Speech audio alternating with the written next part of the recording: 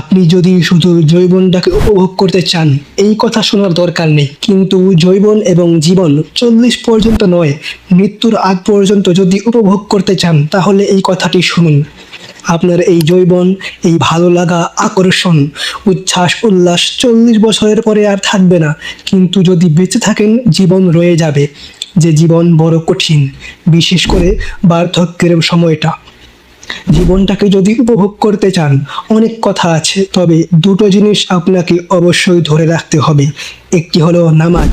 জীবনে কখনোই নামাজ ছাড়বেন না।